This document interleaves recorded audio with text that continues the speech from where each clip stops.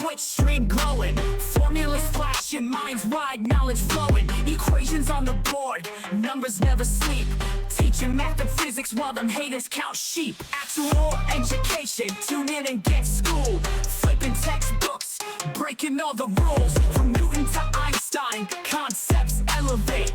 Keep the stream, it's the key to our fate. Dr. Gold dropping gems, knowledge raining down, actual education making scholars all around. Perpendicular minds, angles sharp as ice, maths and physics, yeah, the future's real nice.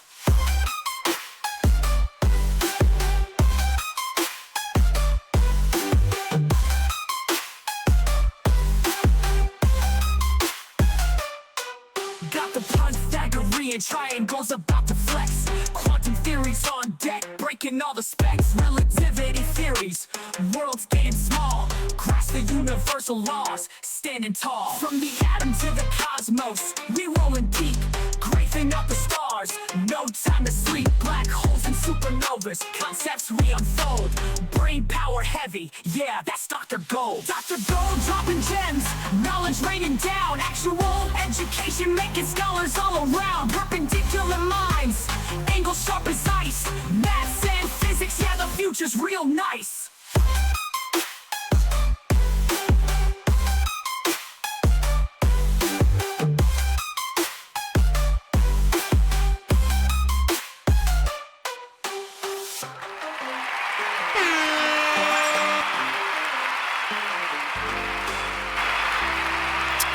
All right, what's up, everybody? All right, let's start the thing off. Golden Hour Podcast. And then one sec, let me make sure this is working. Yup, cool, cuckoo, ka-choo.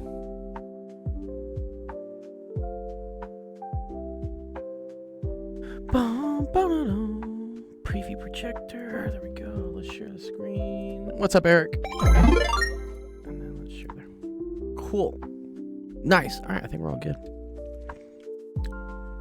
I literally got home, I want to say like 3 minutes ago. I was like, quick, boot my PC, get everything running. Traffic was terrible today. I don't know why. I guess it's Saturday. I don't know. People just want to chill on Saturday or something.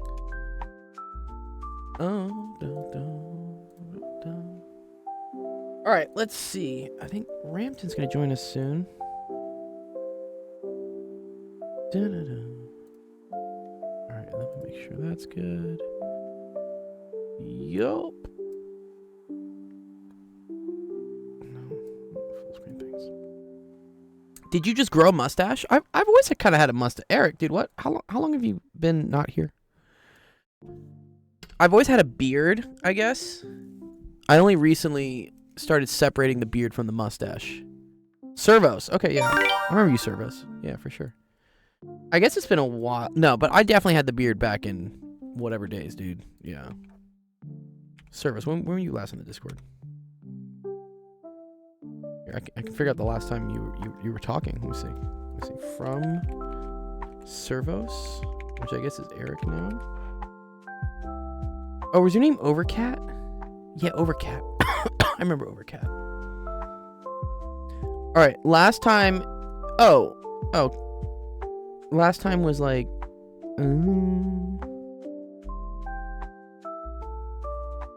Oh, this seems pretty recent. It's been a while. Has it been a while?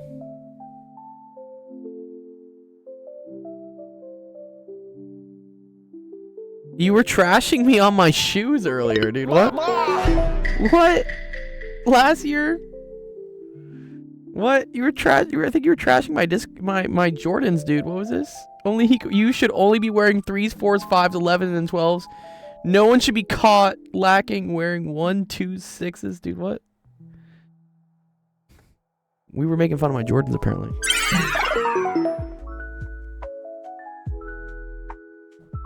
What's wrong with these, dude? Gold Jordans are sick, dude. What? Oh, Ramtin, yeah. Let me get you on the stage. Old me, he says. Hello. Okay. What's up, Ramtin? How's it going? I still don't have access, I guess. I don't know what's going on. I think it's me. No, because Narosky has the same issue too. One sec, let me just fucking fix this. It's Discord is whack with how they work with perms. Let me see permissions. Oh, okay.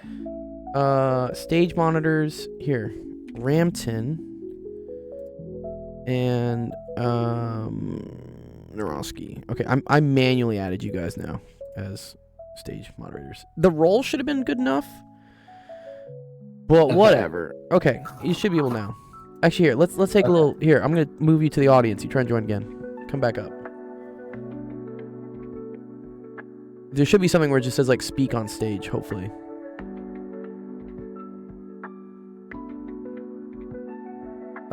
Yeah. Okay. Yeah. Go click. No, you shouldn't have to. Is there not something at the bottom that says "speak on stage"? Really? Okay. Discord's like fucked up then. Okay. I think at the bottom it should say just like speak on the stage. Yeah, I used to have that, and then it like disappeared. Oh fuck. You're literally manually added. Like, if I go to my Discord, well, actually I can't say because it's on my Discord. Whatever. Okay, we'll figure it out. Okay. Cool. Not clicking me is crazy. Sorry, Eric. Bruh. This is the Golden Hour featuring Ramtin, not the Golden Hour featuring Eric, unfortunately. But Eric, if you want to come up with a topic for us to stream about, I'm more than happy to like maybe consider it. What's that Golden Hour? Yeah, let's explain. Okay, yeah, welcome everyone to the Golden Hour podcast.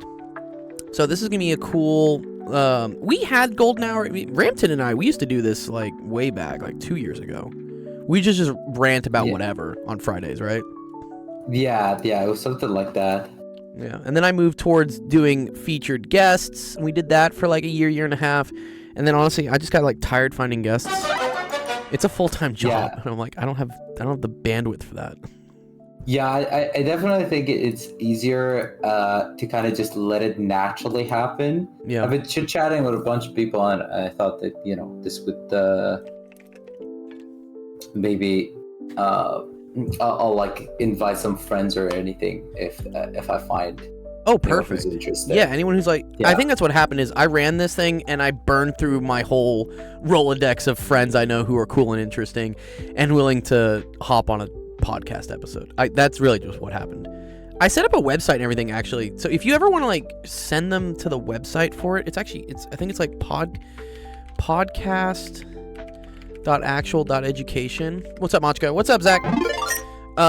There is like a form that I made that you can like fill out, and then because if you go to our website and you go to events here and go to podcast, I made, again, I use a lot of ChatGPT to kind of write this, but there's a whole website that explains, be the inspiration, please be a special guest for us, and then like why it's awesome, and then a little link for them, and then look, here are all the previous people we had on here. Ramtin, I need your face up here at some point. Yeah, but we had a lot of cool guests. I gotta send you. Yeah, send me some shit. I'll put it on there. But then I made this form so that people can like sign up and then put like what days they want to do it on. Oh, that's pretty cool. Yeah, it's just like no one fills it out because I just don't have time to like work on it. Yeah. Anyways, so Ramtin came to me at the end of last year and he said, hey, I've seen something cool with all these other kind of growing science podcast streams where it's just two people casually talking about something that usually like scares people in math or science and being just real chill about describing it and like exploring it together. And I said, that's awesome. And Ramtin's been dope in like coming up with a topic for us to go over. He's done some background research. And so I think I'm going to let you kind of like just lead the stream. Do you want to put your webcam on so people can see you? I tried it last time. Yeah. It didn't work great. I was thinking like I'll try to figure it out because I don't want to spend too much time just figuring out the webcam. But yeah, I'm definitely down to like also try to do that, which I'm also because we have this format service. Oh, good, you're switching your internet because then I can put you here in this little window. Yeah, because then I would also have a higher upload speed. Good. Which would help me as well with like if I want to stream as well. Yes, upload speed is the number one thing. I actually pay for 2 internet service providers at my apartment because I need Oh, both wow, the okay. uploads. Yeah. I mean, I bill one of them damn, as the nonprofit, whatever. But Okay. yeah, upload speed is incredibly difficult to get. Okay, So yeah. I'm glad.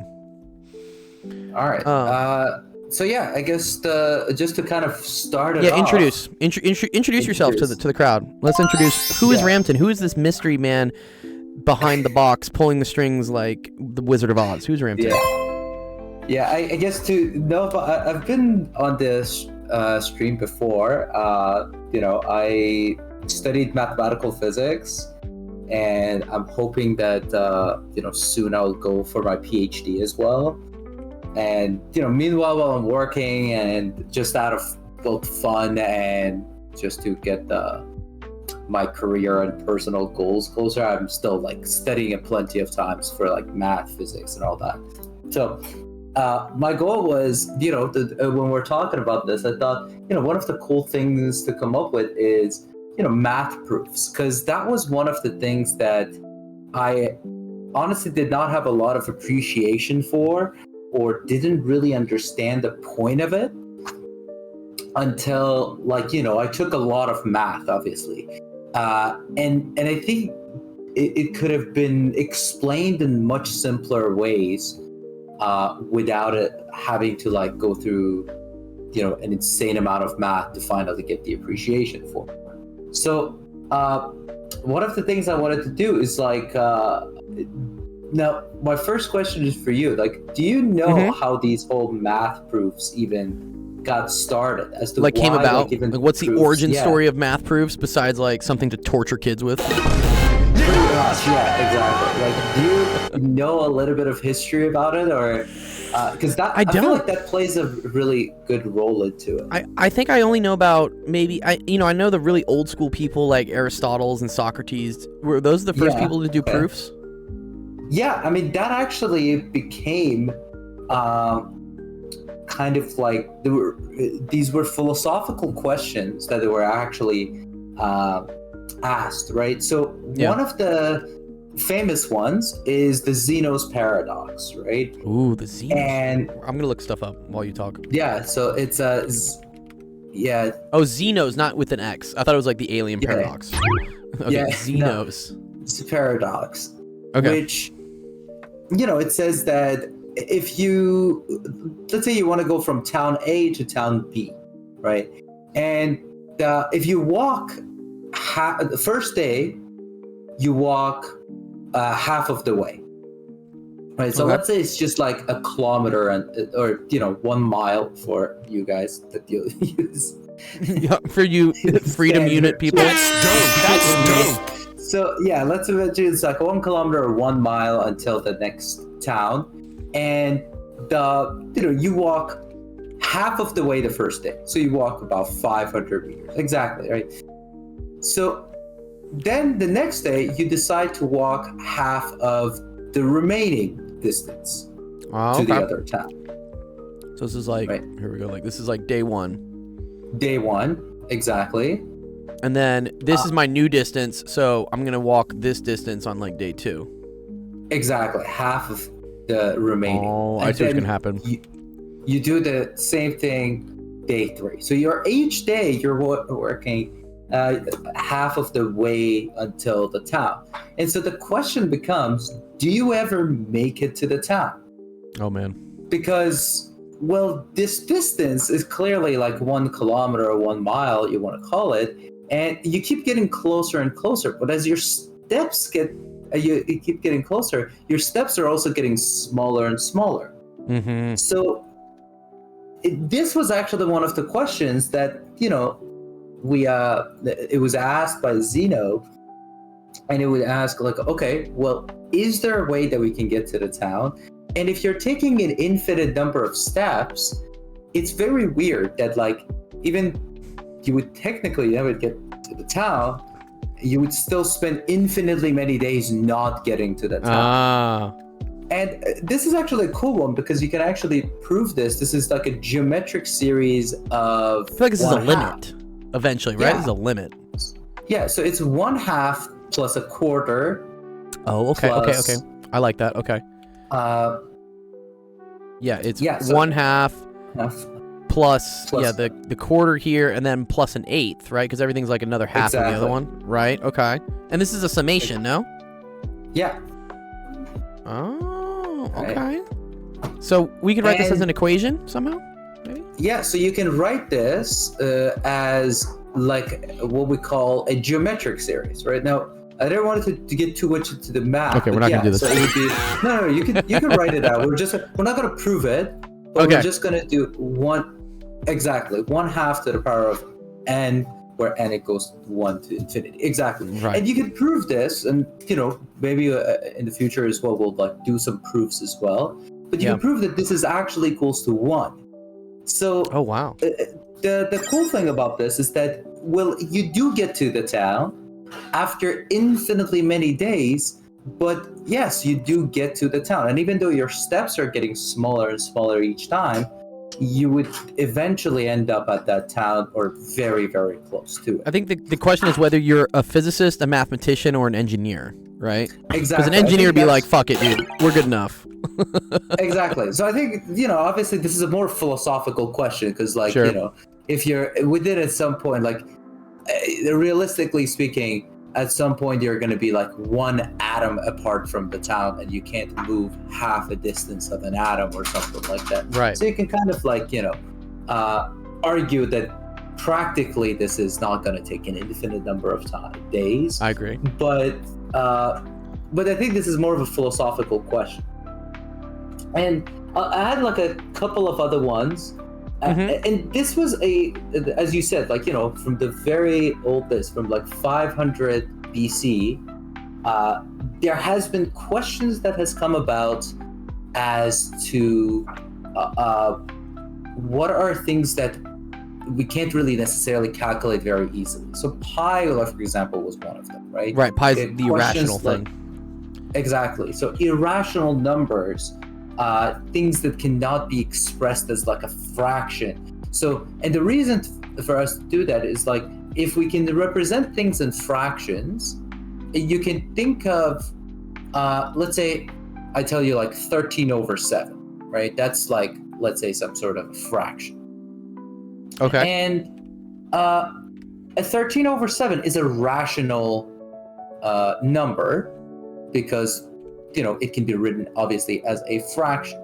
Now, why is that important for us? Is because I can visually represent 13 over 7. It means that Yes. I can maybe get 13 cakes and I can actually divide it Into equally 7 between pieces. into 7 pieces, and everyone would get 13 over 7 of a cake. Or Yeah, we something. get like a 13-inch Costco sheet cake or some shit, and then we're just like, all right, but I'm Yeah. gonna divide it into seven parts. Okay. Exactly, right? And you can do that. But the problem becomes is like there are sometimes things we can't really equally like break down, and that would bring up these sort of irrationality ones. So a fun one that, for example, I know, and if anyone plays instruments, especially piano, Mhm. this is going to be an interesting one. So every 8 keys is called an octave. Now, I don't play piano, so You don't I may play have to, piano? like, What? I don't play piano. How do you not play piano? Didn't you have like very aspiring parents that wanted you to be really smart and stuff? I feel like every parent like forces their kid to play piano. No, actually, not for me. No, I Wow. was the one that like my school kind of like put me in that direction. Like my parents wanted me to be like good at education, Lawyer, doctor, educator, or something. Yeah. but I think it was kind of my own interest. I mean, they were very supportive. I would Okay. say that, but That's good. I don't think it was their. They've pushed me to the extent of like my interest, I guess. Now, I think for a piano, it's every 12 keys technically, right? An octave? An octave, I think, is 12 total keys. It's 8 steps, 8 steps. Yes, I think. right? Because like for something- instance, this to this is an octave. That's like C3 to C4. Okay. But if we counted like how many keys are in between, that's 1, 2, 3, 4, 5, I think 6, 7, ignoring the 8, black ones. 9, 10, That's 11, why. 12. Exactly. Okay, yeah. So in that Yeah, case, yes, you're dealing with the note. The interesting part is that there are these half steps. Like going yeah. from E to F is technically a half step, which is the same distance and pitch, I believe, as going from a white key to a black key. That's where it fucks Oh, up. interesting. Yeah. Okay. Little music theory. Yeah. So, yeah, the thing that I learned about this, again, this is, I might kind of be butchering this because of my limited knowledge of piano. But one of the things is, if you want, I don't know if you've heard of this, but it's very hard to tune a piano perfectly. Have you heard of that? Sure. Yeah. Yeah.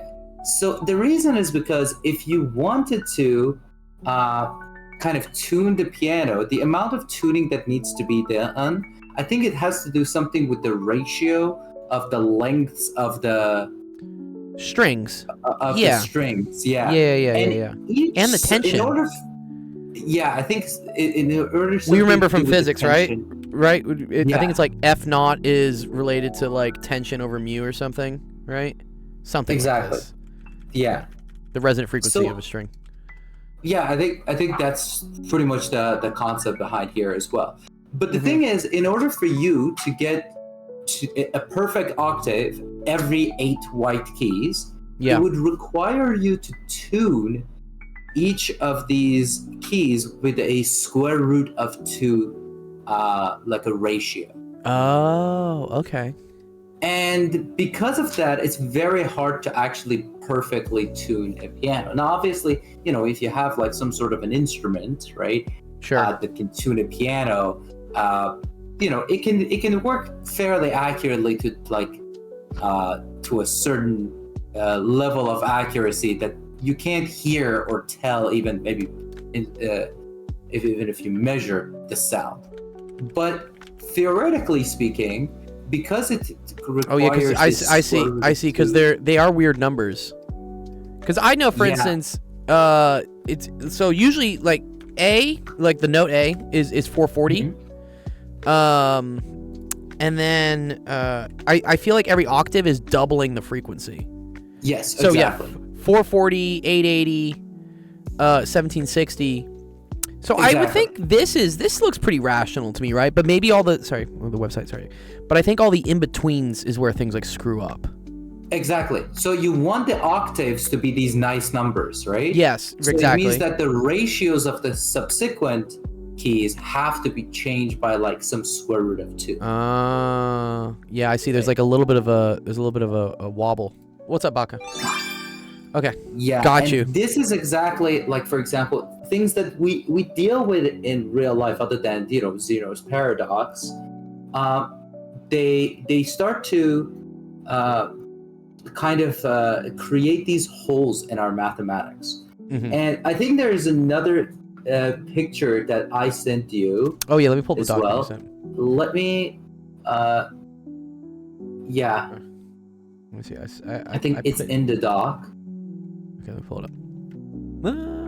What? Wait, where is it? No, don't pull this up in. Man. Downloads. There we go. Okay, cool. Where is it? You don't need to show it. I just wanted to see the picture. Yeah, this one, right? This one right here. The So- sign stuff. Exactly. Yeah. So why did I bring this? Because one of the, and this is from a, just to give credit also, this is from a YouTuber named Zach Starr. He did a video about this, like as to why we need proofs. And this was actually I've seen it other places before, but I do remember I explicitly saw it here. So I wanted to pull that up. So you might say, okay, well, why do we need proofs, right? Why do we have to show that something works indefinitely? And I think that's the important part of proofs when it comes to it, because, and as I said, even if you take a look at the historically, it's always been infinities and irrationalities that make things really weird.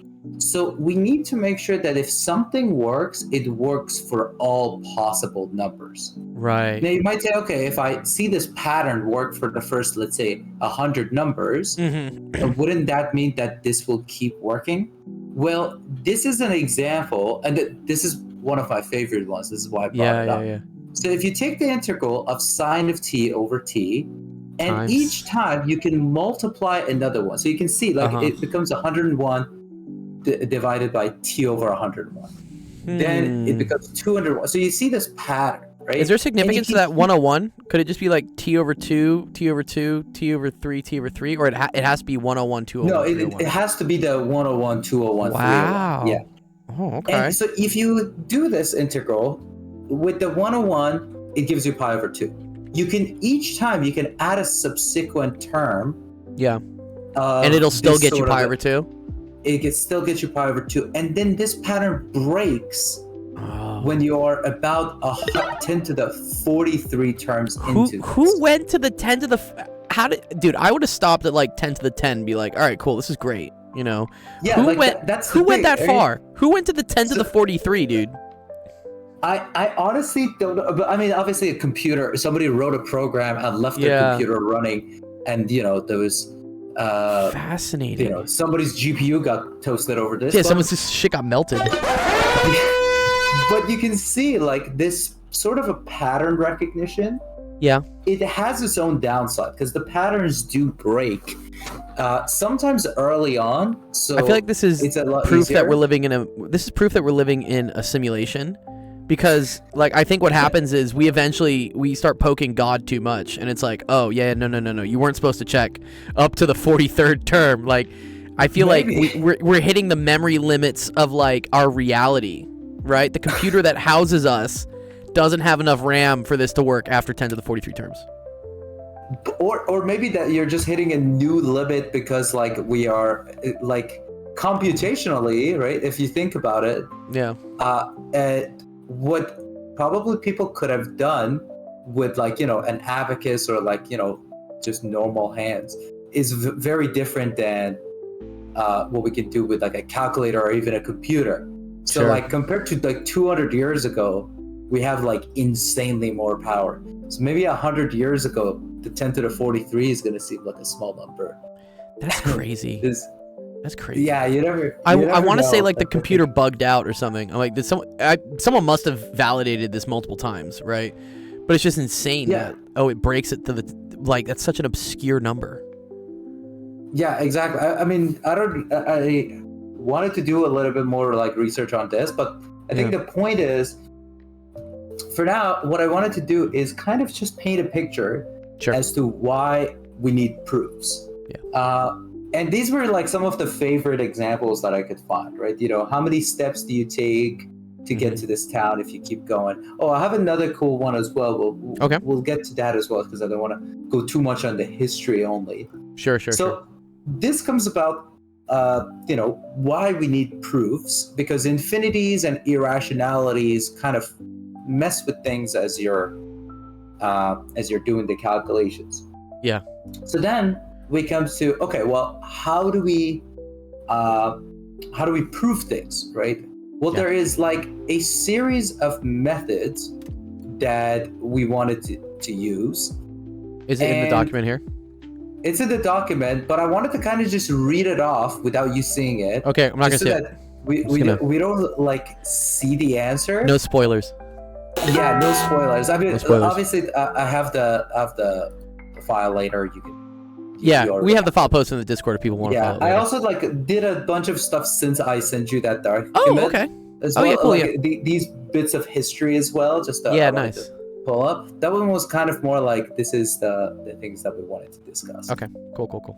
And so, now that we know this, we're gonna start off by like talking about like how do we prove things, and the strongest piece of proof that we can do in mathematics is called the direct proof. Okay. Right? This is straight line. You start from the beginning, like there's a clear start, and you take the steps until you've reached your final destination, where it's like exactly the final result that you wanted to, and this is called the direct proof. Now, so start just gets to eventually like some sort of finish. Just goes straight to the finish. Yeah, exactly. No side tours, no Baldur's Gate stuff. No. Exactly. Yeah. Straight to it. And everything that is done, I mean, there could be some side quests, but it's in order to add detail to get to that, finish. Gotcha. Problem. And the reason if it does, a lot of mathematicians actually, they say that this is the only type of proof. Right? There's some elitism with like there's only one Bible, it's the King James Bible. There's only one proof. It's the direct proof. Exactly. And I think it's okay. because, logically explaining, I don't know if there is anything that makes the other methods of proof invalid. What's an example of a direct But- proof? Are you gonna do one? I'm just curious. Yeah. So exactly. So we're gonna give you like a example, and this will tell you like what a direct proof is, and we're gonna use layman language. So for example, Okay. you can pretend like you're making a meal, right? Okay. And a direct proof is you start off with your ingredients, right? And what are the steps that you're taking is the recipe that you're using. Uh-huh. So your ingredients are like the given information from a problem, and the recipes are the logical steps that you're taking. And using, like, for example, the basic rules of mathematics, as long as these are like valid and established, then your final product, which is the dish, must turn out exactly how you want it to, right? Like you're using these, you're gonna end up with like a burrito at the end of this. I was about to say, like, the only three things you need for Mexican food, dude: cheese, beans, and tortillas. You can make everything. It's like, you can make all can't go Mexican wrong cuisine with it. out of those three things. Okay. Exactly. All right, maybe like a taco or whatever. Okay, whatever. Yeah. Taco. So a taco, right? So it's from there's a start, there's the ingredients, there's the recipe, and you go to the final product, which is the taco. So the start is Now- like the givens, I guess, is what we would say. Exactly. Like the given things. Exactly. These are the What- given information. What's the recipe then?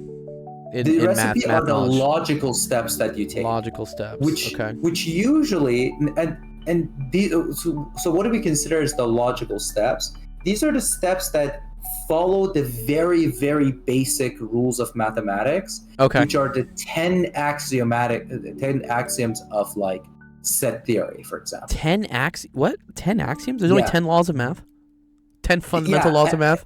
10 fundamental laws of math. And if we wanted to go through this, just the axiom of choice, there's like a video on like, I just want to even know what they are. potassium just I made. feel like this is like something that Moses came down with the tablets or some shit. 10 axioms Pretty of much. math. Yeah, and it becomes. Oh, here we go. I think we found something. But maybe I this think is a those are simple. linear. Oh, that's for linear spaces. Oh, okay. No. That 10 axioms. Just do set theory. I think that might be the axioms that are on the right side. Yeah. Oh, I see. Set theory axioms. I just need a higher resolution. Fuck, this is terrible. Or whatever.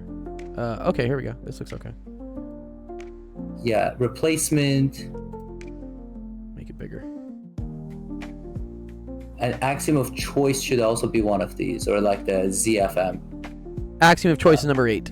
There we go. Yes. So exactly. So these are the 10 axioms of mathematics, and they actually go into quite a little bit of detail. So like Neumann Gödel was actually one of the people that. Yeah, Gödel, started Escher, Bach, this. right? Isn't that the famous one? Yeah, there's a book actually. I have that on my library actually.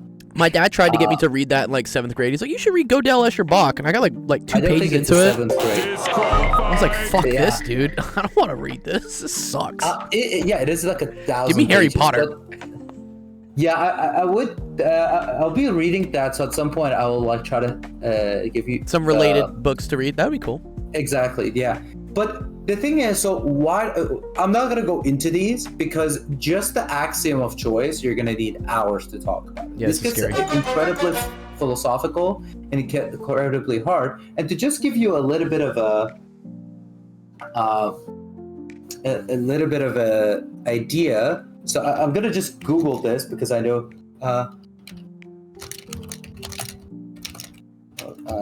Because there is a famous proof that if you wanted to prove 1 + 1 = 2, using okay. only these basic axiomatics of set theory, it takes like a long number of like steps. So I wanted to see. I'm looking for like 1 + 1 = 2 proof. No. It's long, as in it's. I think it's. The basics axioms. I think it's 143 pages, something Holy like shit, that. what? Yeah. So What?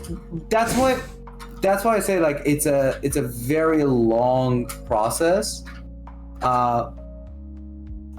That if you wanted to prove 1 + 1 just using the basic axioms of set theory, it takes a very long. So for example, when we say 1 + 1 = 2, that seems like an obvious thing because we're kind of using the logic of like I have one finger and then I put one finger next to it and then I have two fingers, right? So I think exactly that's kind of the approach we have to a lot of the basic steps that we like do in mathematics.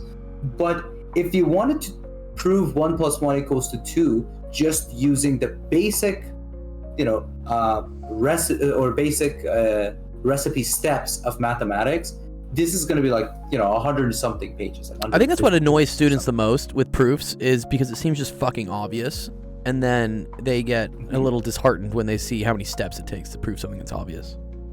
Exactly. And that's why one of the things that I really appreciated is if someone proves something to you and you're like, okay, why can't I just do it like this, like the simple way, right?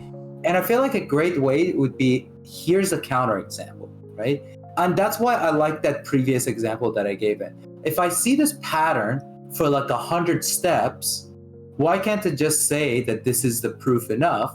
I said because it might take 10 to the 43 number of steps before this pattern breaks. To show that it fails, right?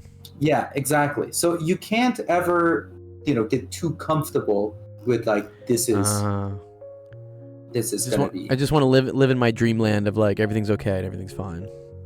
Exactly. So you have to kind of prove this for all possible cases when something is true. So that's the direct proof. Okay, that's the direct proof. Then we come to the next one. This one was one of the ones that I actually somewhat like, not unintentionally, but like I actually learned this in like middle school. Okay. And this was my favorite way of like, I think it's a very good way to actually even think about your daily problems, even if you wanted to use logic, which is proof by contradiction. Right? Okay. Proof by contradiction. So what you do is, let's say you want to prove some sort of a statement, and what you want to do is like, you can say, okay, maybe instead of trying to prove that this is true, I'm going to say, okay, let's just say that this is completely a false claim. Yeah. Now, if this is a false claim, then the result of this claim has to give me some sort of an absurd meaning, right? So for example, you could say that I want to prove that it's it's the day, right? And the direct proof to that would be like, okay, like what do I describe as a day? I have to assume that there's a certain amount of sunlight present. Does the sun need to be present? And so there's a lot of like steps that you have to go through, right? In order to prove that it's the day, right? The sun is up. There's a certain amount of like, brightness that I have in my surrounding, right? And, I don't know, the temperature is like higher than it normally is within a 24-hour span. So these might be, I'm kind of being a little bit ridiculous, but that's the kind of the things that requires you sometimes to invoke when you're doing a direct proof. You have to take into account all of these different ingredients and recipes to get to it. But proof by contradiction... Is that also assuming that it's binary, like things have to be true or false, they can't be both? Right? Yes, so exactly. So, when you are talking about something, you assume the opposite of it, right? So it has to be an opposite to your claim. And there can only be one opposite, I guess, right? It can only be true or false. We can't have like true and like kind of true and like not really that true. Yeah, I guess that's a very good point. Yeah, exactly. I don't think there can be no gray area. This is There's like no gray true area. or false. It's like yes or no. It's day or night. Like that's how we're gonna decide. Right. Okay. Like, the day, right? We're not gonna like assume that there's a twilight where it's like questionable or something. Got you. Okay. Right?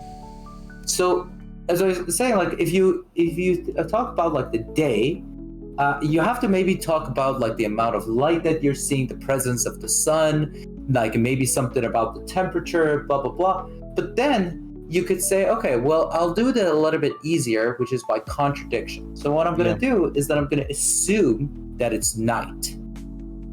Now, if it is night, there needs to be no sun. Right. And there is a sun. I got there you. We go. It's not. And then you're already done. There you go. Okay, exactly. I say say Because- like assume it's the night, and then you say like, but why is the sun out? Why is there Exactly. light?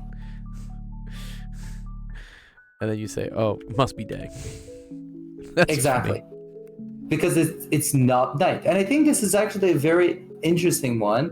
A lot of the times, I mean, as I said, this was a method that I actually used, but I learned, I think it was in 6th or 7th grade, to be honest.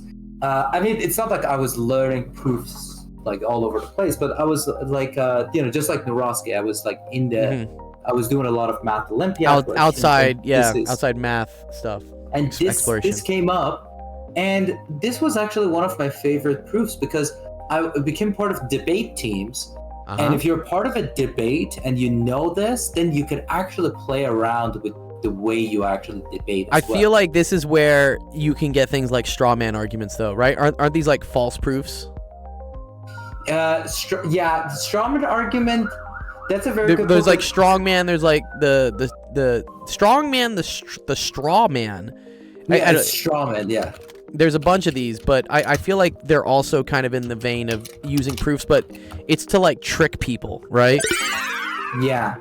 The strawman argument, the thing is you oversimplify or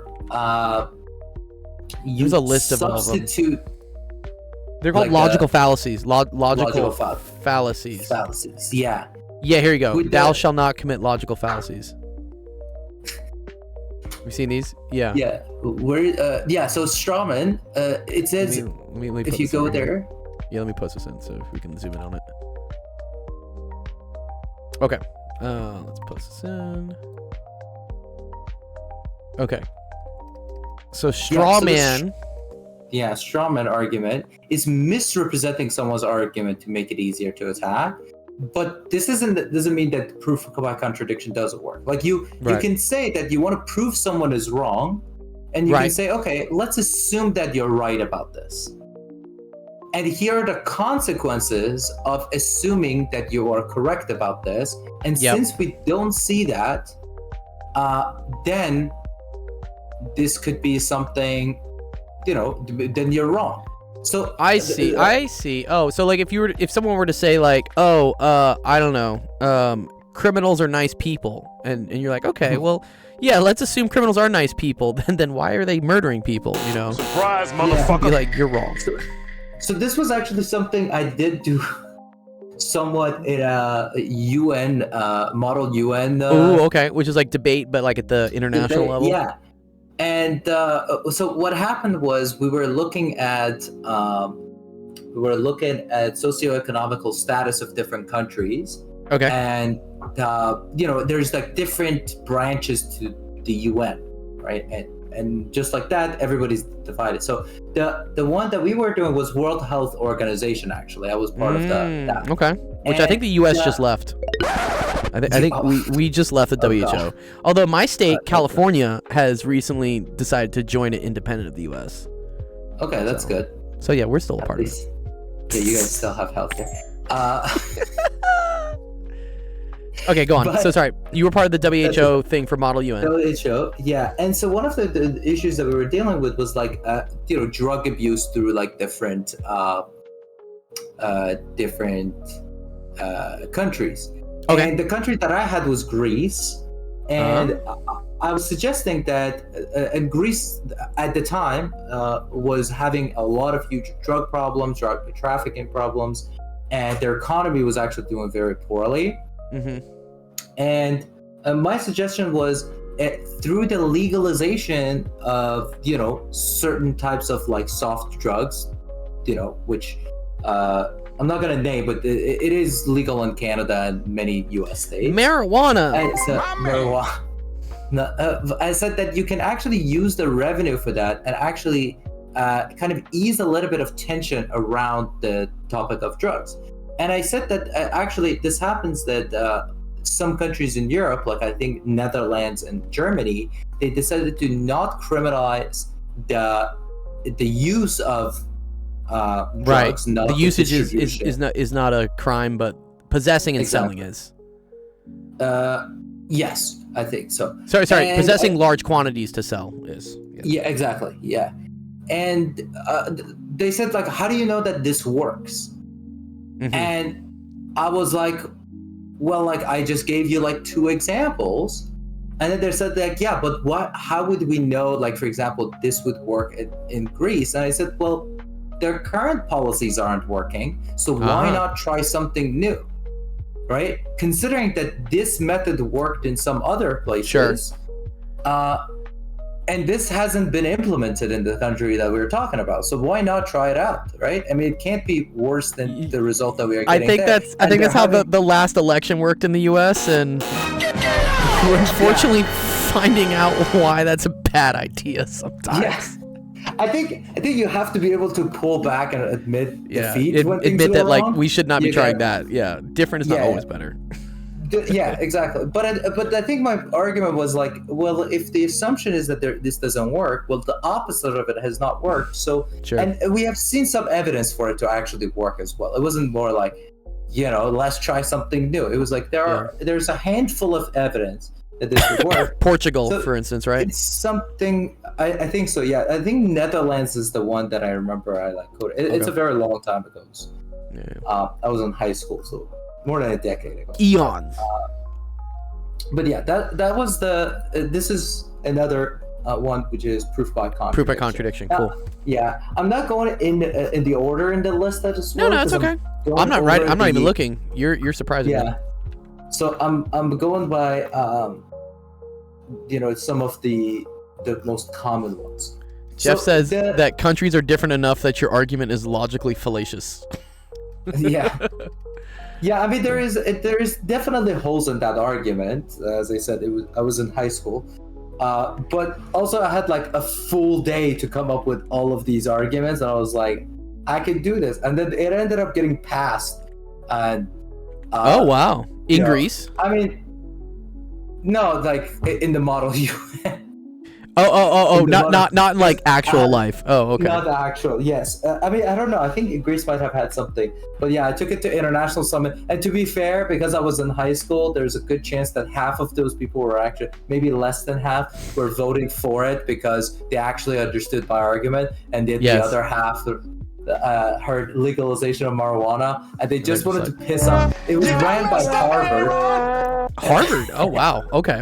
Yeah. And you had to see the faces on these Harvard people because they were so pissed that everybody was on board. They're like, that dope, no. Present my argument. People were like, I'm voting yes already the moment they heard. So, this dude just said make weed legal. We're on board. Nice. Pretty much, yeah. Okay. Now, the other proof, another method of proof is called proof by exhaustion. Right? Oh, dude, I feel like this is like my ex-girlfriend, dude. Proof by exhaustion, like always. Proof by exhaustion, yeah. So for this one, this is a very weak form of proof. Because, and then bring this up because we already talked about that one, right? I've seen it work up until some number.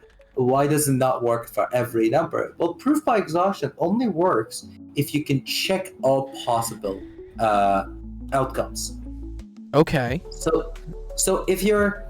so do you like assume truth? Is that what you do first? You assume truth? No, you just go check one by one. Okay, so you just like check shit. Check everything. Yeah. Check everything one by one. But and then clearly this means that there is an end to these things, right? Which is why, as I said, it's a very weak form of proof. Because how can you check everything though? Because isn't everything like infinite? That's exactly the thing. If the thing you're talking about is infinite, then the proof by exhaustion doesn't work because there's no end. So you have to infinitely check this. I think in math terms, this means like a closed set versus an open set. Is that like the words we use? Or no? Yeah, maybe Or bounded? that way. A bounded set. I think so. Yeah, but as long as, for example, you could say, I'm trying to. Maybe we could say trying to like think of- like sides of a coin, right? There's only heads and tails. You could Yeah. argue like, you know, which side of the coin is the lightest side. You'd be like, well, there's only two sides, so I'll just check both of them. Exactly. Yeah, I think it says I thought it was Cardinals, but not sure. Oh, we were talking about Stanford. He says, I think that's the no white ravens argument. You can't prove a negative.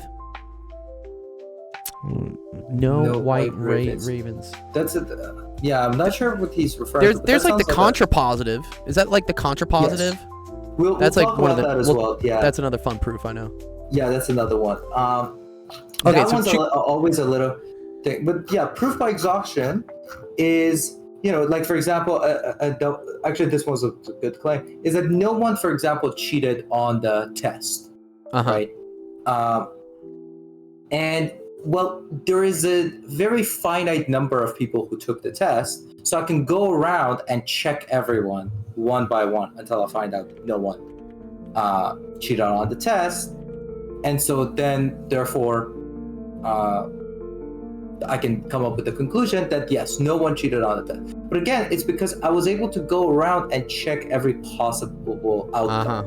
Okay. If we're talking about infinities, this is not really an option for us because there's an infinite number of things. Right.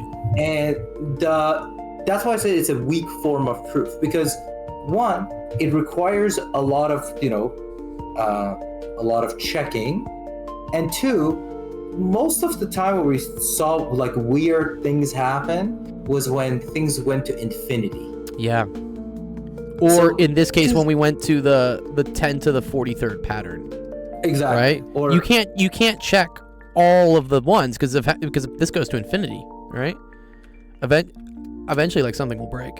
I guess. Wait, eventually. you could prove that this is not true, right? Because you just found a contradiction, I guess.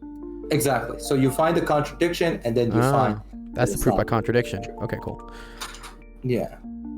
And so, that's why proof by exhaustion is not really one that you use as much, but it's still a fairly good one, especially if the problem that you're talking about has a limited number of cases.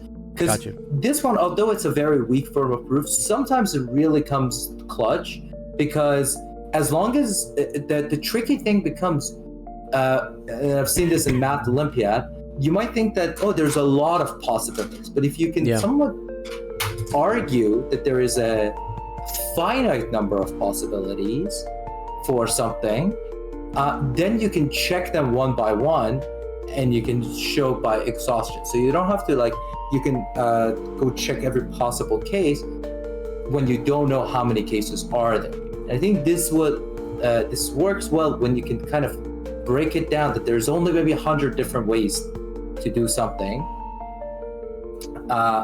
And now we have checked every single one. Gotcha. Yeah. So then the next one is the proof by induction.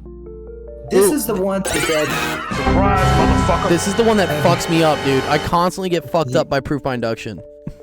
Yeah, so this is the one that I'll try my best to explain this in the words. That's why I used. By the way, for anyone listening, I did use ChatGPT in terms of preparing the material for this, but I definitely double checked the validity of these things. Yeah, so Zach, don't get mad at us. Yeah, the reason I used the ChatGPT is because I wanted to kind of come up with examples that make sense in terms of everyday conversation. But for that, I feel like ChatGPT does a great job of actually giving you all it's the got good resources summaries and stuff. Yeah. So proof by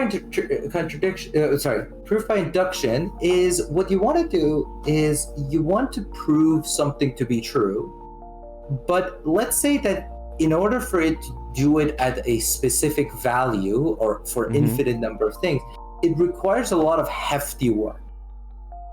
And you have to maybe the proof is going to take a very long time, but it's going to take a lot of steps. So what you end up doing is you say, okay, here's what I'm gonna do. I'm gonna prove this by induction, and this is gonna take 3 steps. 3 steps. Okay. Now, the first step to is, so let's say, for example, we have a claim that, let's say, everyone in a long line will receive a ticket, right? Like, they're going to let's say, watch some sort of a sports game. Everyone receives a ticket. Everyone receives a ticket, exactly. Right, not a speeding ticket, like a nice ticket, a ticket to a show. A nice ticket, yeah, a ticket to a show or something. Okay, everyone receives a ticket to a show. So, what we want to do, the first step is checking the base case. The base case means like the starting point, essentially, right? You check to see if this statement holds true for like just right at the beginning. Now, when we say base case, I think it just has not. Does base case have to be the first case or just any case? No, the first case. It has to be the first case. It has to be the. I can't check this for like n equals 6. I have like no, n equals 1. Yeah, like where does this pattern, or like for example, if you say that there is a formula for this or there's a pattern for this, where's the starting point for that pattern? Where's the starting point for that? Formula. Base case. Yeah. Cool. It's like where the pattern starts. Exactly. Okay. Got it. Got it, Jeff. If the pattern, and again, we call it a base case most of the time when they say like when the n equals to 0 or n equals to 1. But like, I mean, sometimes your pattern could start from some other number. But it's wherever your pattern starts or wherever your formula starts working. So for example, in this case, we're talking about a line. So it would be whoever's the first in the line, we check if they've gotten a ticket. Okay. Right. Then we are going around this long line. And what I want to do is I want to make sure that everybody is going to have a ticket in this line. So what I'll do, the next thing I'll do is I'll say, okay, let's pick the 100th person, right? Okay. And everybody up until the 100, I would make an assumption that everybody up until the 100th person has received a ticket. Okay. And now what I need to check is if my statement is true about everyone will receive a ticket, that means that now the next person after the 100th person, which is the 101st person in the line, they also have a ticket. Ah, okay. So my assumption, which we call the inductive step, the induction step. Okay, so wait, let me I want to animate this a little bit. So we got 100th person, which we know has a ticket, right? We know 100th person has a ticket, and we're going to assume that 1 through 99 received a ticket. Or we assume that everyone from 1 to 100 has received a ticket. Good. And this is not called the inductive step. This is called the inductive hypothesis. I'm making it an assumption that everybody up until 1 to 100 has received a ticket. Okay. Now, if my claim was originally true, then if I check the 101st person, then that means that they also must have a ticket. So this is the inductive hypothesis. Yeah, is the assumption that whatever you claim you're making is true up until this point. Okay. The inductive hypothesis is that it's true up until the 100th person. Yeah. Okay. Up until the 100th person. Yeah. Okay. And then now checking whether the statement is true for the 101st person. Mm-hmm. And this is called the inductive step, right? Where we are checking this person to see if it follows whatever pattern I expected has continued up until now. Okay, so the inductive step is this true for the 101st person? Exactly. Got it. Okay. And once we show that it's true for the 101st person, then the proof is complete. That means that Ooh. we have. But what shown about that this the works. 102nd person? Now, How do we know that's the exactly- 102nd person is okay? Yeah, exactly. So here's the thing. What I did now was I kind of gave you a little bit of a number, like 100, but that 100 was chosen arbitrarily. So it didn't have to be 100. So the inductive hypothesis thing, what you're doing is you're like, okay, I'm just gonna like imagine there's like however many people on the line, right? I'm gonna close my eyes and I'm just gonna point to a person, right? Yeah. I don't know which number it is. And this is the part that I wanted to first like explain how this works. But Yeah. it's not the 101st person. It's 100 doesn't have to be 100, right? It can be any other number. So you might say like, well, if I only assume up until 100, then wouldn't that mean that it could break after 101st? Yeah. But the thing about this proof is that you make that assumption about an arbitrary number. And So the let's way call it best- N. Arbitrary N. I'm gonna say like Yeah, they the first typically N use it people for are good. K, because Like, like say for K. Okay. K is like a specific thing. So it's a specific person you're choosing, but that person has been chosen randomly.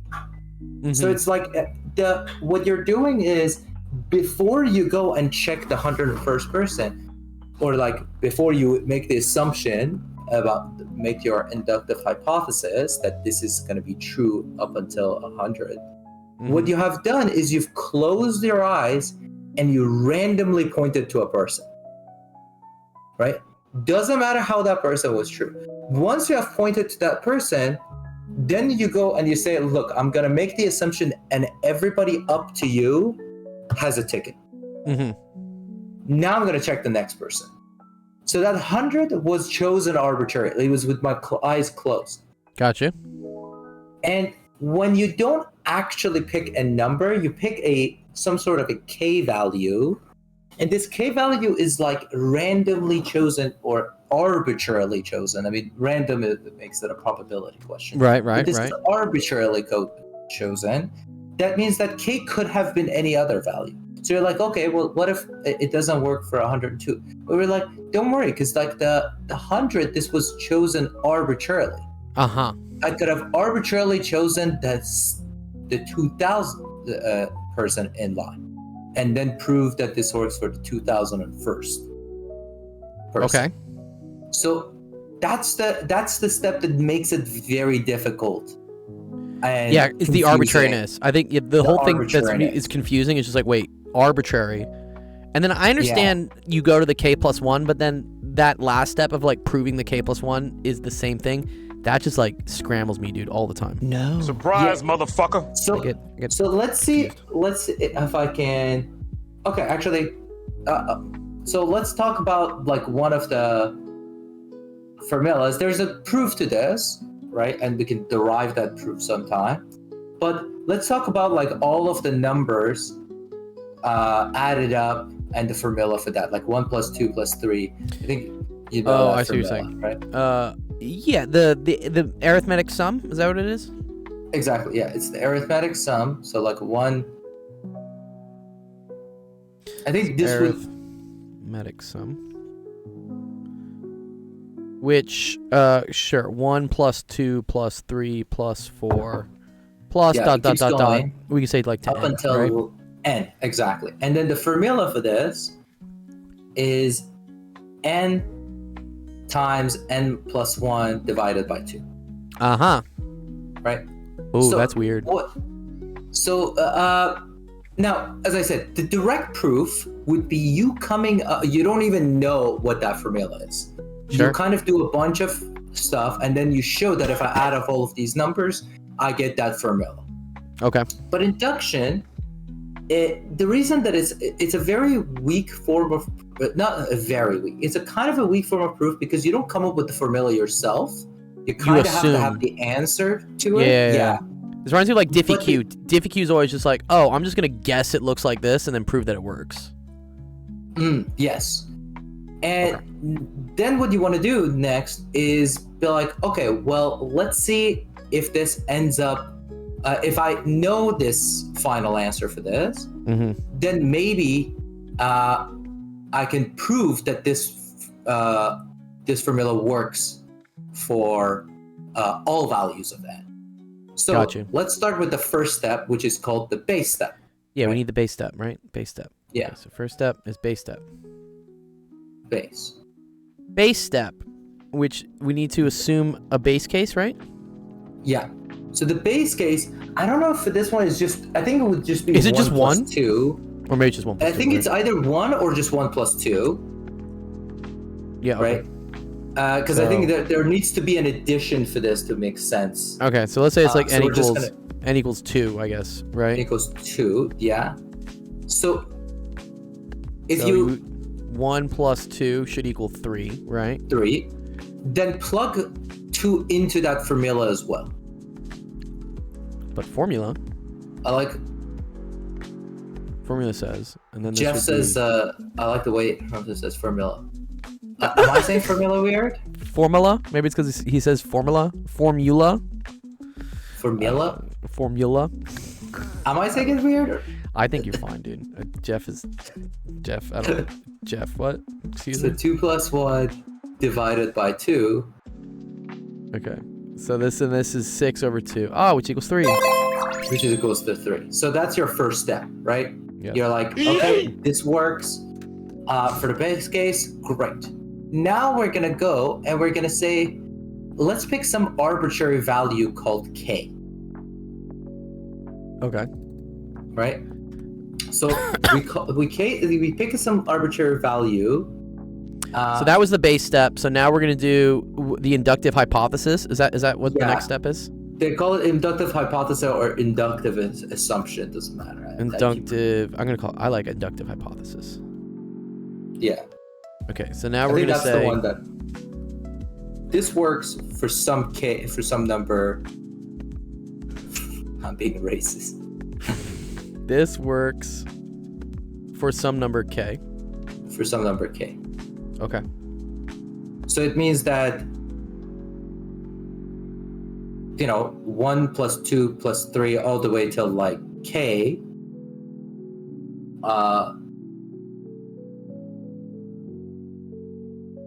Okay.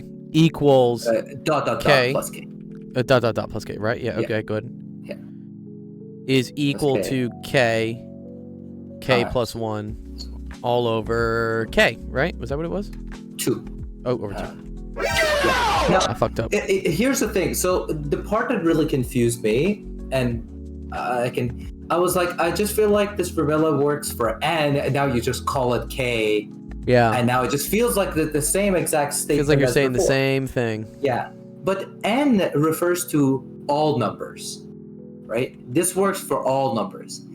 This k talks about some specific number. So I'm only making this assumption up until some number called k, but this doesn't work for any number greater than k, right? I just want to prove now it works for some. The k is chosen arbitrarily. Right. Again, it's like, imagine you have like a box of numbers and you just like close your eyes and you just reach it into the box and you pick out a number, and Random that number random k, right? It says like 2000 on it. You're like, great, okay. Now this formula works up until 2000. I need to show it works for 2001. If you picked it, but because that number is chosen arbitrarily, that number could have been anything. And because it's arbitrary, you don't need to actually plug anything value in. So this k is like some fixed value that now we have. So now it becomes our inductive step, or where we want to prove that this works for k plus 1, right? Okay. So what do? We do, so you can write inductive step. Oh, this is the next step, inductive step, yeah. Yeah.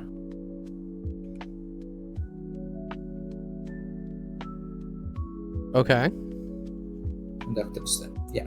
So now we want to show that 1 plus 2 plus 3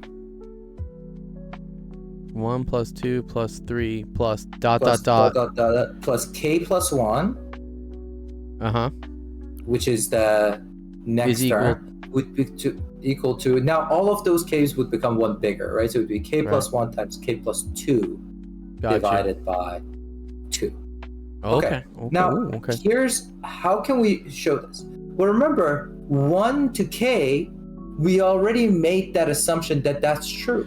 Okay, So okay. 1 So, plus 2 plus 3 plus 4 all the way till k. but yeah, I see, because we already assumed that. Oh, wait, let me get a different color. Sorry. If we go up to k, this is already this. Exactly. Yeah.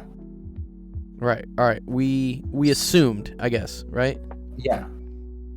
Exactly. So everything up until k is k times k plus 1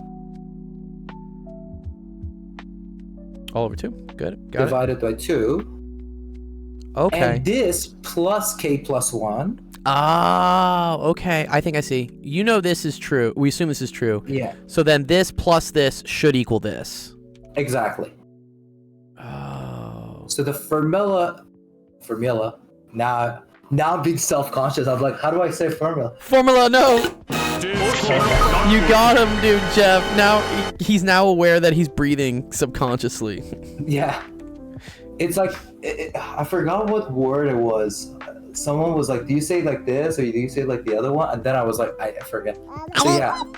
Yeah, now someone's gonna get my baby voice on, so I don't have a high pitched voice. But I always say pasta, and people are like, "That's wrong." Pasta. Are you It's talking about pasta. pasta? It's pasta No. in the U.S., but I say pasta. Pasta. I say pasta. Right, Maybe I you say should come pasta. to Canada. I should come to Canada. We have I'm safe World there. Health Organization You do, yes. and expensive rent, so you don't get that one's not different from LA. Yeah, that's kind of fun. No. So Okay. yeah, so now you gotta rearrange the left side to make it look like the right side. We don't Oh, want to okay. touch the right side though. We're not gonna We touch just the right wanna side. Nope. Yeah, we're just gonna. Don't touch that. Yeah, exactly. Gold looks like Mario from Mario Bros. What? Fuck. What? I look like Mario? I guess I'll take that over. I'm usually called Adam Sandler.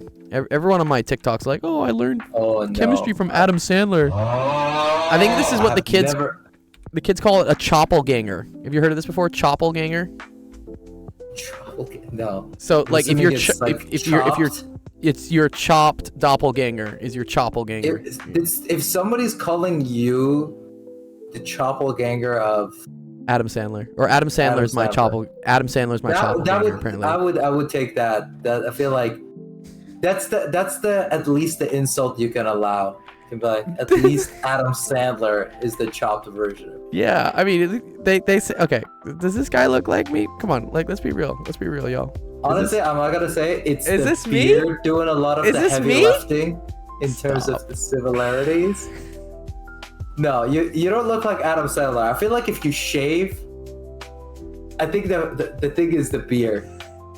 The beard is too similar, I think. Yeah, okay, all right, I'll take it. Yeah, all right. Okay. All right, so I want to rearrange. Are we Yeah. learning about inductive stoves? What's up, Hamiltonians? I actually, yeah. Okay. Induction gonna- stoves, yeah. I recently got my younger sister a induction stove safe coffee pot, like a mocha pot, because she has an induction stove. That's a physics thing, but yes. So it's funny you say induction stoves. She literally sent me a picture today being like, oh look, this coffee thing works so much better because they have an the induction stove. warmer that you put on top? No. Yeah, so here, just a little sidestep. Bialetti conduction stove friendly or something. I don't know. So or is it induction? Oh, sorry, it's induction stoves. Yeah. So induction stoves look like this or whatever, right? So they're not actually hot, right? They just take magnetic fields from one thing and then they create the magnetic fields in another thing to create heat. But Oh yeah. I mean, they're still hot. Like on the surface, it's hot. You mean like it's not? oh no, it's not. No. If you were to touch an induction stove, it's not hot. It's just a wait. magnetic field. Yeah, you know? Do you not know about induction interesting. stoves? Yeah. Whatever I've seen it. whatever the inductions, yeah, like these things are induction stoves. So Oh, okay. Now I see. Yeah. it would be hot because of the thing the thing that's on top of it is hot. But if you were to like turn this on and have nothing next to it, it won't generate any heat. But once you put something on top of it, whatever the eddy currents in what it induces. Convection stoves. Oh, convection. Yeah, that's a fluid thing. Yeah. So, but the problem with induction stoves is whatever your material is that's on top of it, in order for it to heat up, it has to be like. It has to be metal. It has to be a certain type of metal. So, for instance, these mocha pots are usually made out of, I want to say aluminum, something that doesn't work. Right. So what you end up having to get is one of these, which is like a surface that you put in between the thing you want to get hot and the induction part, and then the induction part makes this hot, and then this makes the whatever thing hot. And they work with eddy currents. I think it works with eddy currents. So, anyways, so this is like the ghetto way of doing induction cooking. Is you take something that is an induction thing and then you put something on top. But of course, like conduction, this just blows, right? Like from a conduction standpoint, this is like not. So, I got her one that works for an induction stove. She messaged me today, being like, "Oh, thank you. Look, it works." So, that's why I joke that I literally was just dealing with induction stoves. Anyway. But yeah, so. Back to this. So yeah, now you just gotta look like that. So yeah, just take the common denominator. Add them let's up do this. And try to factor it. Yeah, let's try to do this. Okay, cool. So k plus 1 over k plus 1. Oh no! Oh, I fucked up. Sorry, the common denominator is fucking 2. Jesus Christ! All right, never mind. Sorry. I was like, whatever. Okay, there we go. That's the common denominator. Yeah. And then. I don't. Do I need to like distribute this? Is that what I have to do? Yeah, I do, right? Distribute the first one. Okay, so that's k squared plus k all over 2 plus 2k plus 2 all over 2, right? Yeah. Okay. So then I have k squared plus 3k plus 2 all over 2. Yeah. And then very fucking cool, right? Yeah. What multiplies to 2 adds up to 3. That's 1 and 2. So that's k plus 1, k plus 2. Equals to 2. And this is the same shit as this. Exactly.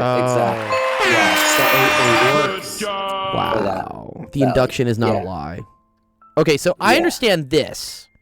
I feel like any other time I get an induction proof, I just melt.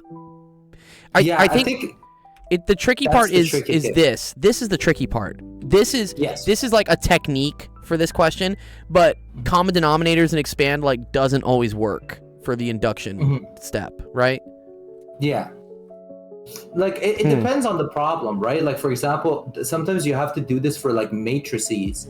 So you have to like do where like that it's like A, B, C, D, but then your D is a matrix itself. And then you got to show that it works for that, and it's like a bunch of numbers. So yeah, there are some proofs that maybe with linear algebra we can do at some point.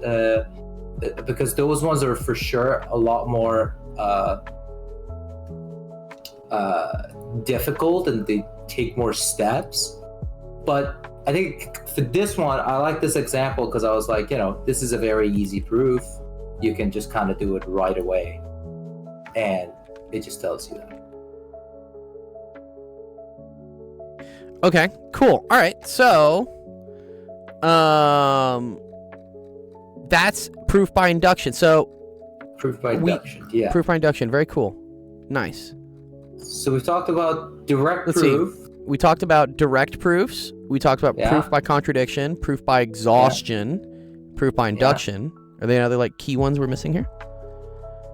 So the next one I was going to talk about is the proof by contrapositive. Ooh, I like this one. This one, the reason I didn't want to bring it up right away after contradiction, because it does make a... it is goated. It I does agree. make it a little bit trickier than contradiction. So the contradiction, as I said, you make the assumption about the opposite of the statement that you're claiming. Okay. So that way, that's contradiction. I'm saying. So with contradiction, you make the opposite of the claim that you're making, and it leads to a contradiction. And so because of that, then you say that the original statement was true, right? Right. We went over that, right? Yeah. Assume it's false. Prove that's fucking nuts, and and then like, oh, well, Exactly. it must be true. So you can say if I want to prove that it's the day, I say, let's assume that it's the night. If it's the Yep. night, then the sun has to be down, but because the sun is up, then it's not Can't be night, night. so it must be day. Someone's got a And really big flashlight. as you pointed out, I feel like one of the great things is like you gotta watch out that the statement that you're making has an opposite and just one opposite, right? It's just that Right. you're not swimming around the realm of possibilities. Mm-hmm. So by the contrapositive, what you do is you would kind of want to prove that the opposite statement, and so this is a little bit easier if you use a little bit of mathematical language. So Okay. A implying B, Yes. and A implying B. This is like, let's say one you want to prove. A contrapositive would be saying not A implying not. Sorry, No, not I think it's not B, B. Yeah. B implying not A. This Now- is also sometimes written like this. Yeah, I think I think that's the engineering. This is like notation. engineering coding language. This is like logical set theory stuff, I think. Yeah, I think that's the one I like. So I think with the common mistake is that people think that not A implies not B is the Right. contrapositive. Yeah, but that's wrong. The That's called the direction inverse. of this. I think the inverse is not A is equal to not B. Yeah, that would be the inverse. Yeah, and that doesn't prove that A implying B. But I think not A proving not B proves that B is equal to A. By the Equality contrapositive does, again. yes. The equality does, but not implication. Well, wait. I think if you prove not A is not B, I think that also means that B implies A. Yeah, you just swap their places at this point. Right, I just did a double negation or something. Yeah, okay. Yeah. Cool. Yeah, but so when you said equals, it's not equality, it's implication. Implication. Yeah, I think You mean for yeah. this thing? So- Implies? no, the arrow going from A to B. Yeah. Yeah, that's called an implication, not equality. Okay. Yeah. So for example, you can say the sun being up implies it's like Oh, the day. I see. mean, that I see. one's- I see. The sun being that up does one's not probably- equal its day. It implies. Exactly. Yeah. Got you. So, an example using our everyday language is if a device is fully charged, then it will turn on, right? So we can If a device is fully charged, charged, then it will turn on. Okay, that makes then it sense. will turn on. Yeah.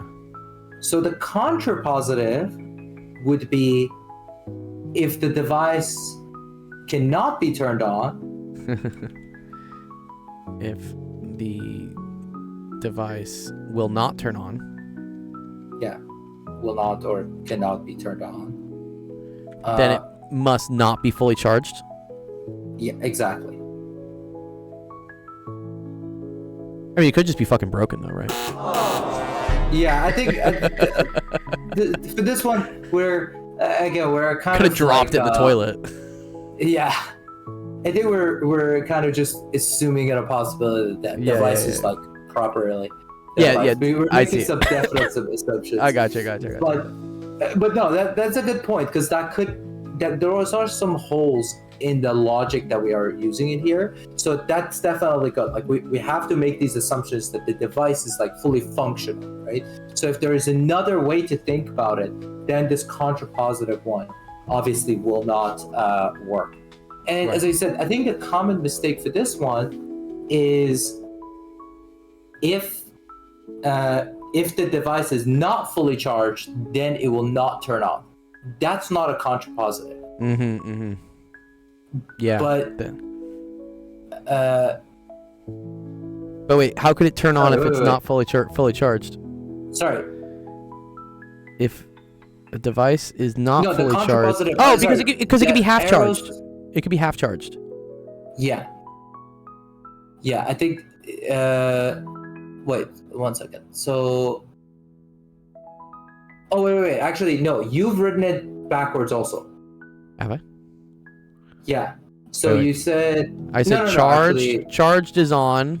Not on is not charged. yeah, actually, no, that's true. That's true. Yeah, that's correct. Yeah, exactly. So if it does not turn on, then it cannot be fully charged. Right, because if But it was as you fully said- charged, it had to turn on. Exactly. And Gotcha. as you said, if we make the statement that if it's not fully charged, then it will not turn on. As you said, that doesn't necessarily mean it's true because it could be partially charged. Right, I got you. Yeah, right. This is wrong. Yeah. So that's a very good point. Right? Like the only that way, would the be only way another it the only way it won't turn on is if it's doesn't have like any charge in it. I guess. Yeah. Right. Exactly. So the opposite of each of these statements. Yeah. Okay. Yeah. And that would be the contrapositive.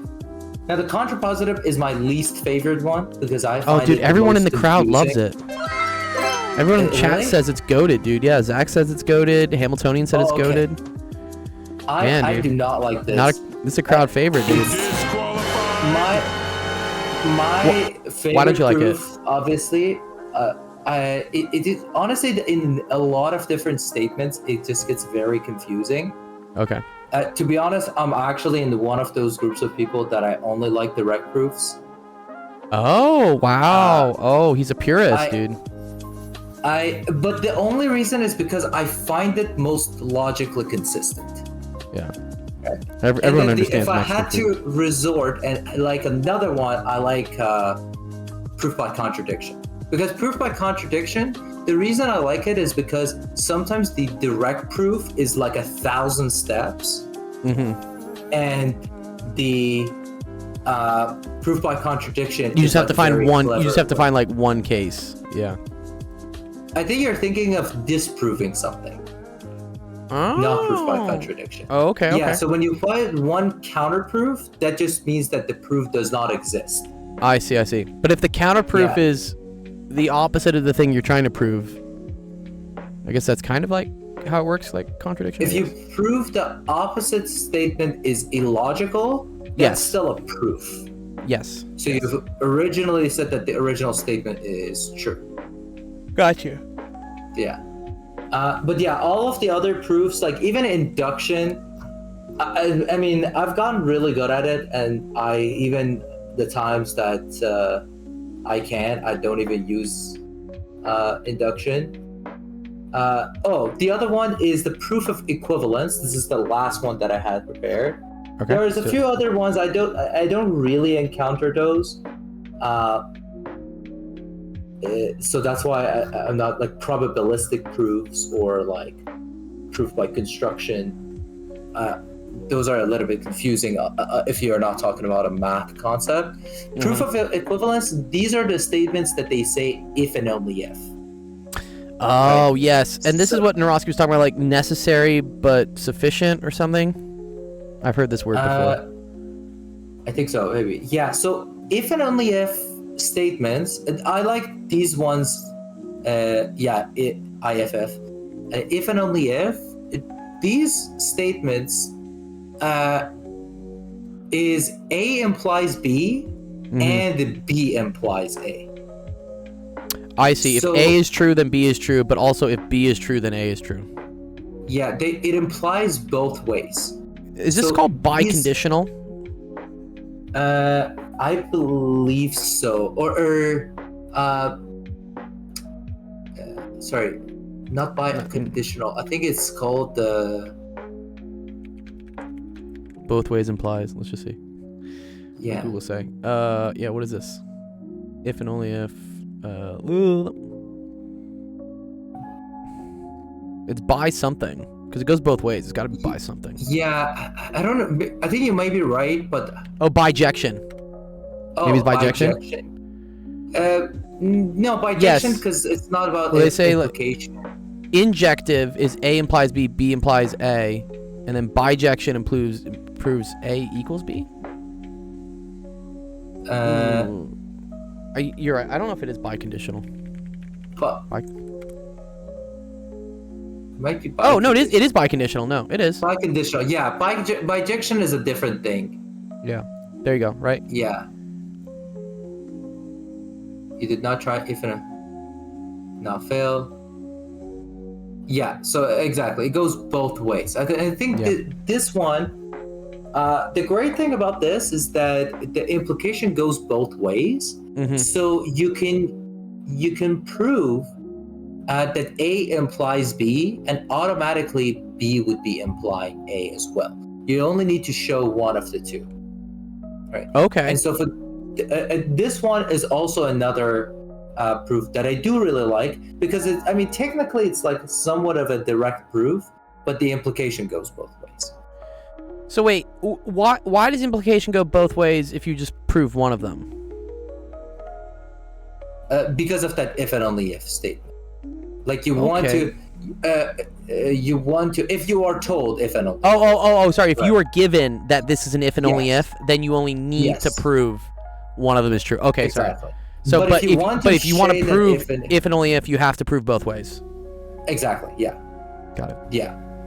Yeah. But I like this because it's essentially like two direct proofs. So there's no wacky stuff that goes onto this. I mean, it could also be just due to the fact that I'm not great at contrapositives. But even when I look at the contrapositive proofs, there's typically another way that I always like more. Proof by contradiction, the reason I like it is because the direct proof typically is like 1,000 times more complicated. So it's a lot more clever, but contrapositive, it's more simple, but like I'm not the biggest fan of. But maybe if someone who's good at it, we could do like contrapositive proofs one time. So with proof by equivalence, you're given an if and only if, and then you show A equals B or B equals A. Yeah. And then proven. Yeah. QED. Oh yeah, for you math, this is QED, by the way. We love this. The 3 dots. Yeah, but most of the time you need to like but if you want to show that it works with an if and only if, then you need to prove it both ways to I see. make sure that it does work. I see. And usually one of the ways is always a lot easier than the other. Like almost every time I've seen it, one of them is left as an exercise for the reader, and then the other one is like a journey. And then you can IFF is proven. Exactly. Cool. So these are the things. Now, one last thing. Oh, sorry, you can replace the. Oh, I see. This is a cool one. So Hamiltonian brought up a cool thing, which kind of combines the contrapositive.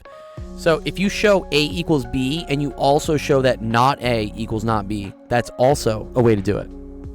To show that it's an if and only if. Or you can combine the contra. Yeah, nice. Saint, what are you talking about, dude? What? 10 points in a plane with coins? What is this, Saint?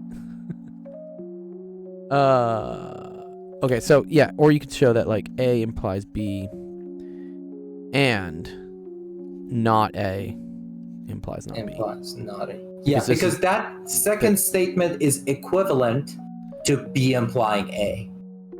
Yeah. Yeah. Exactly. Very cool. Like that. Very good point. That's actually kind of cool.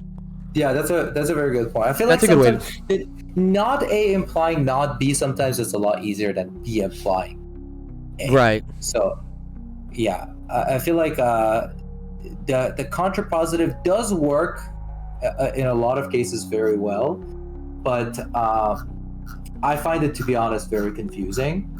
That's why I don't like it as much. Oh, I see. Saint's talking about like there's another category of proof where you show the existence of something by showing that it has a positive probability. Yeah, that's called the probabilistic proof. Oh, okay. And because I haven't seen that a lot, I kind of like left that out.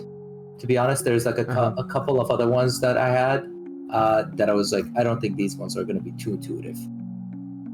There's a positive probability that all the points are covered, meaning that there has to exist a way to put the sheet to cover all the points. Oh, okay.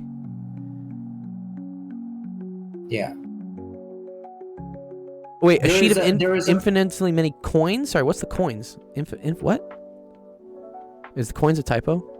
where are the coins? There is a proof that I forgot what it is, but what's it called? If you wanted to cut a sandwich, no matter how you assemble your sandwich, you can always cut it in half. Where Okay. both parts have the same amount of the ingredients, right? And this is a 3D version of an intermediate value theorem. So essentially what you do is you say that there is a way for me to cut it so that there is like more parts on this side. Yeah. Is this the probabilistic Yeah. proof? I think it might be part of it. Okay, but sorry. Let's talk. We have sandwiches, right? Yeah. Whatever Like sandwich. imagine you have A one rectangle sandwich. Okay, cool. Yeah. And you're like, okay, I want to cut this sandwich in such a way that it ends up with 2 equal pieces. Okay. And you might be like, okay, I'm gonna try to figure out what the algorithm or whatever, like I can. So I could cut it like this yeah. way. I could cut it this way. I could cut it this way. There's a bunch of different ways to cut it. Yeah. There's a bunch of different ways. So Okay. imagine you had like a vertical line, right? Just start with like drawing a vertical line, and then put it on the left side, maybe. Okay. Let's And do like I'll tell you right. the- Let's do it like over here. Okay. Yeah. Okay. So clearly, there's more sandwich on the left than there's on the right, right? Well, I think there's more sandwich on the right than there is on the there's left. on the left. Yeah. Yeah. I want you to be my sandwich sharing partner, dude. What? We can split sandwiches all day. So now slide that over all the way to the right. Okay. Oh. Now there's more on the left than on the right. Correct. Correct. Yep. Yep. So somewhere between these 2 points where you slit it, there has to be a part where the sandwich was actually cut properly. Ah. Okay. There has to be an equal part. So I think this would be considered one of the things about probabilistic proofs. Oh, and this I is see. actually a 3D application of Of the mean intermediate value, theorem. intermediate of the IVT. Or mean yeah, value yeah, theorem. Yeah. Or IVT. You basically show 2 extremes, right? You show that Yeah. if something is negative and something is positive and it's continuous, there has to be a point where it's 0.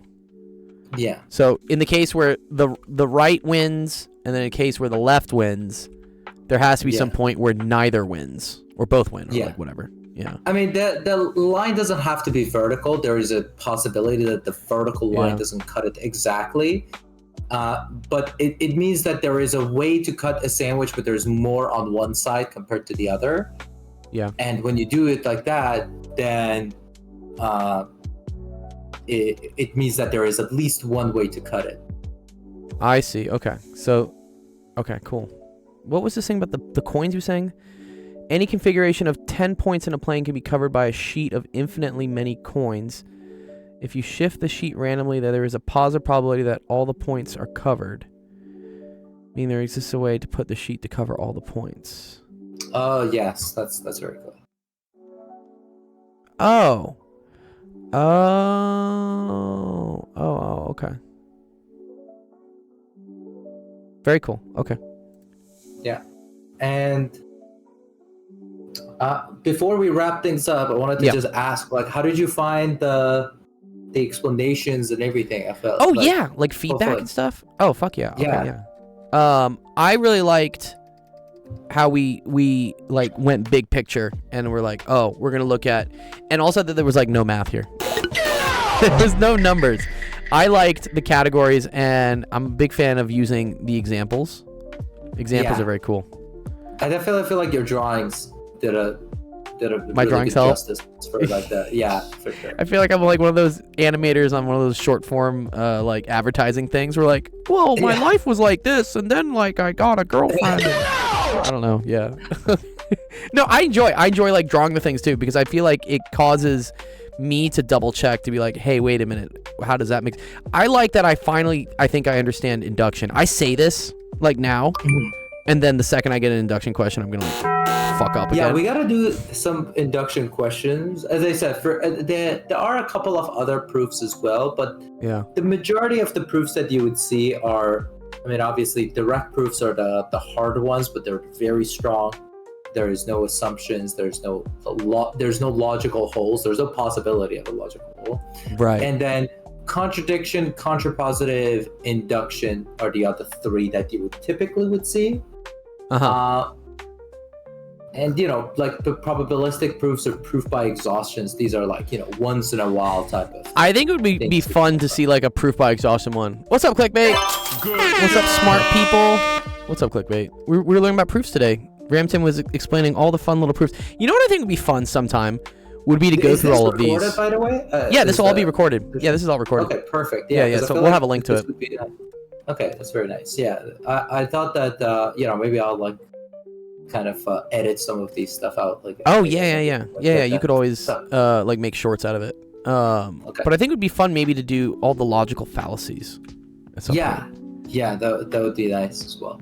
So before I need to head out soon. Okay. But before I go, I wanted to like first of all thank you for giving me the platform and kind of explain these things, and I hope everyone enjoyed who like watched at least like I try to make it at least exciting to the extent of my knowledge, and I was thinking we'll do this a little bit more often. Yeah. Try to keep it maybe like every like two weeks or something. Yeah, I think like they call it bi-monthly, right? Bi-monthly or bi-weekly? Bi-weekly, yeah. Is it every 2 weeks or two times a week? This is actually the funny thing with bi-weekly. Bi-weekly can mean twice a week, or it can mean every 2 weeks. Yeah, that's every fortnight. Every fortnight. There you go. That's the term the kids know. That's the that's the British way of saying, or the gamer.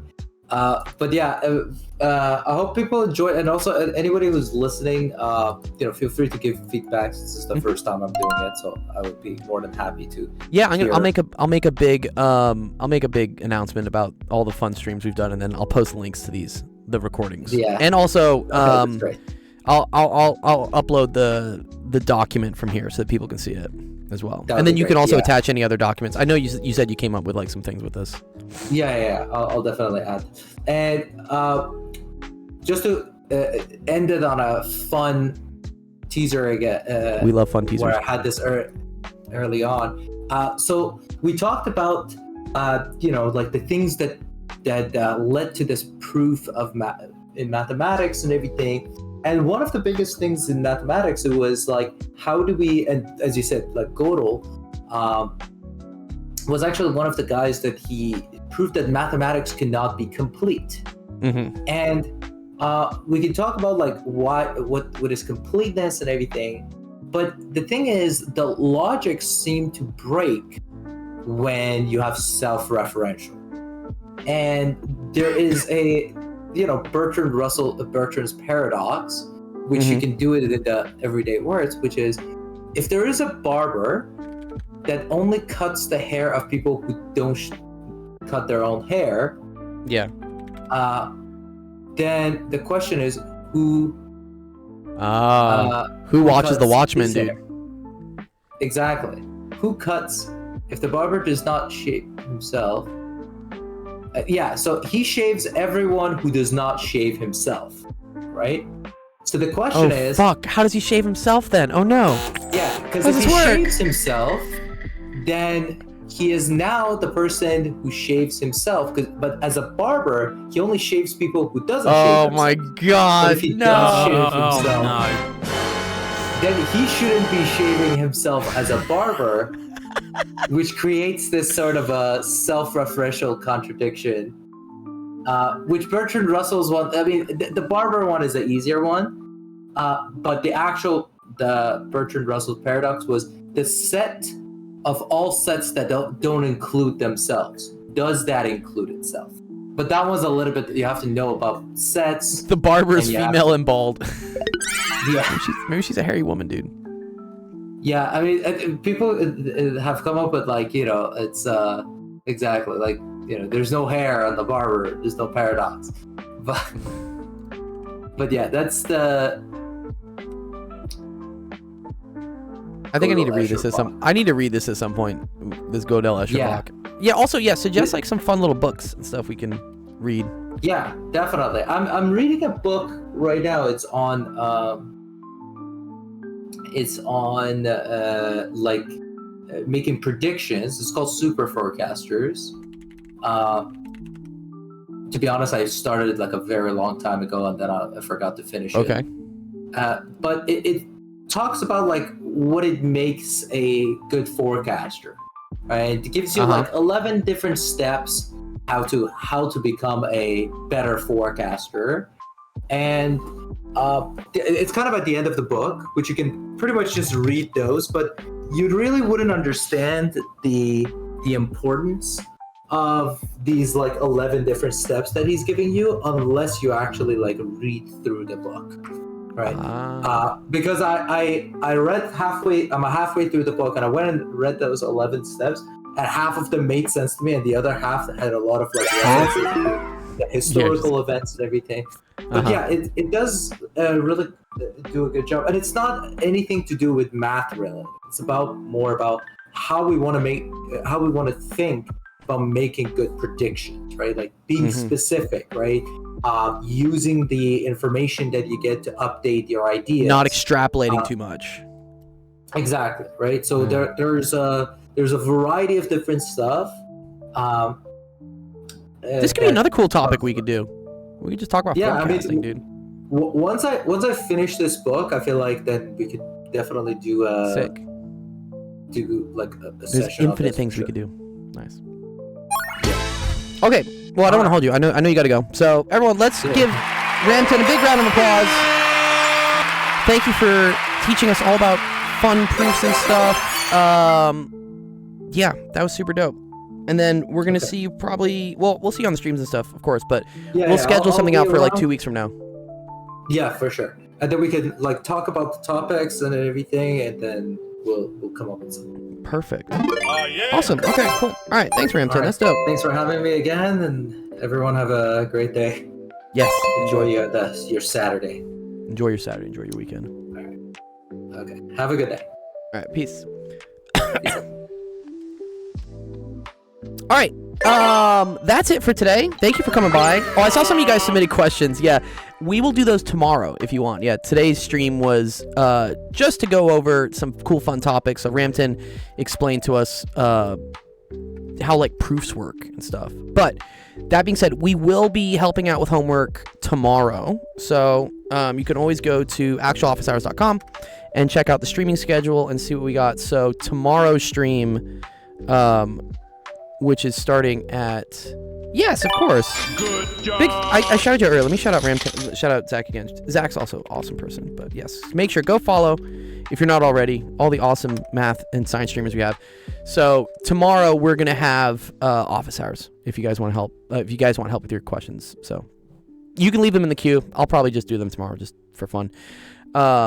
Do your defensive driving course. You done messed up, AA Ron. Is it because you got a ticket, or is this like getting your license for the first time? I feel like all this stuff you could chat GPT nowadays. But okay. We're gonna go raid someone, and like according to the schedule here, it looks like Math Pond is attempting a 24-hour math stream. So let's go support him. Speeding? Oh dear. Yeah, I've gotten 2 speeding tickets in my life. I want to say one of them got thrown out. Yeah, one of my speeding tickets got thrown out. The other one I definitely had to pay for, but let's crush him. Yeah, all right, cool. Let's see. I should be following him. Let's see. Where's Math Pond? There you go. 24-hour stream marathon. All right. Give it up for Math Pond. Let's go see how he's doing. All right. Enjoy the rest of your weekend. We will see you tomorrow. Peace.